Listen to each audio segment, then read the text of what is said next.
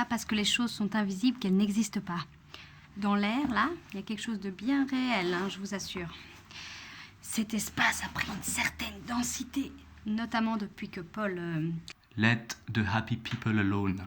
Et maintenant, quand j'essaye de m'approcher, une certaine force me repousse.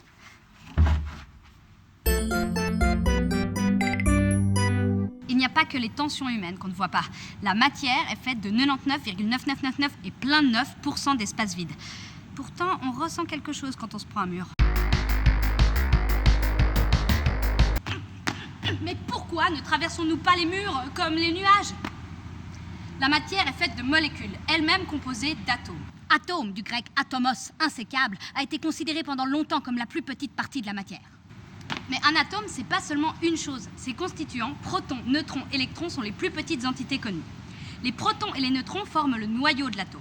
Il est chargé positivement et constitue 99,9% de sa masse. Et autour, il y a un nuage d'électrons chargés négativement.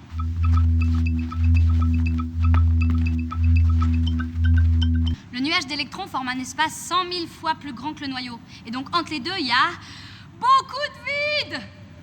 Si nous ne sommes pas tous des passe-murailles, c'est à cause de la charge des électrons. Leur charge négative dans les atomes d'un objet A repousse la charge négative dans les atomes d'un objet B.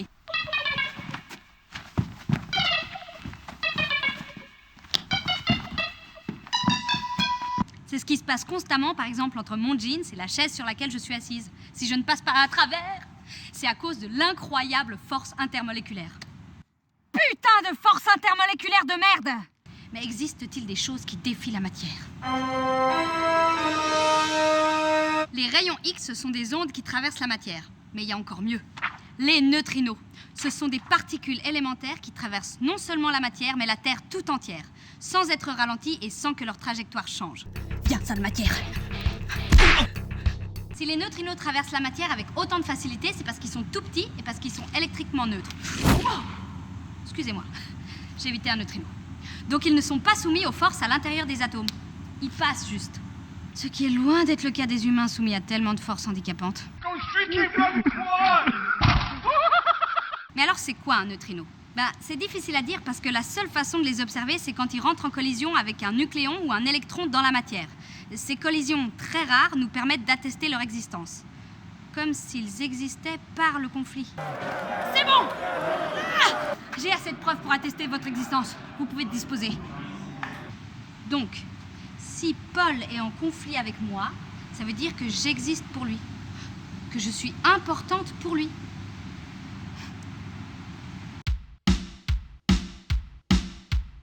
I don't want to be me, no. I'd rather be a neutrino. I don't want to be me, no. I'd rather be a neutrino.